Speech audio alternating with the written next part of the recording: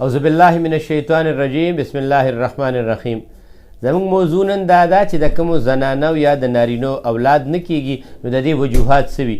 لومبۍ خبرې به د زنانو په بیمارۍ باندې وکړو. نو دا یاد ساتئ هغه زنانه چې د کومو زنانه ماهواري په خپل صحیح ټایم نه راځي د دې وجه هم کیدی شي. بل هغه چې د کومو زنانو رحم کمزوري نه مطلب چې وړوکي وي، چې هغه وړوکي وي نو د هغې د وجې هم د حمل چانسز چې کوم وي دا ډېر زیات کم وي. که چېرې د یو زنانه ماهواري په خپل صحیح ټایم باندې راځي د هغې لیکور یا شکایت کم وي، په سپږو د درد یا سړي کم ډېره زیاته نه وي، د میلاوېدو ټایم کې د هغې وجود دننه سوځي هم نه، نو دا یاد ساتئ چې د دې د ښه کېدو چانسز بیا ډېر زیات وي. او چې هر کله د یو زنانه د میلاوېدو په ټایم کې وجود یې دننه سوځي، یې سپینې اوبه ډېرې زیاته وي، یې ماهواري په ټایم نه راځي، نو دا د دې د بیمارو د اولاد نه کېدو په وجوهاتو کې غټه وجه دا هم وي. که چېرې دا هر څه ټیک ټاک وي، الټراساونډ یې هم بالکل ټیک ټاک وي او د هغې باوجود هم حمل نه کېږي، نو دا یاد ساتئ بیا په دې کې د هارمونز ټیسټونه هغه دې کې بیا ډېر زیات لازمي وي. هغې کې یو وي LH، یو وي FSH او یو وي AMH.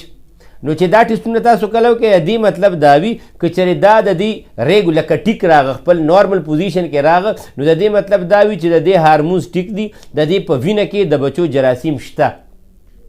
بل دې کې بیا د سړو چې کوم وجوهات وي نو دا یاد ساتئ هغه سړي چې د هغې جراثیم د 60 نه کم وي، د 60% نه کم وي، نو دا لکه 50 یا 45، 50 کې هم تقریبا کېږي، 45 یا 30 یا 35 وي، نو دا بیا د سړي وجه ده.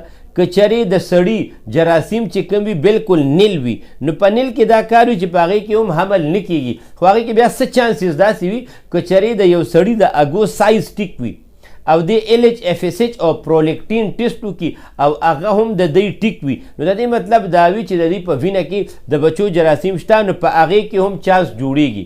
که چېرې د یو سړي جراثیم بالکل 60% وي او په هغې کې پس سیل ډېر زیات وي، مثال په طور RBC یا پس سیل د 10 نه 15 پورې وي، نو د دې وجه دا هم کیدی شي.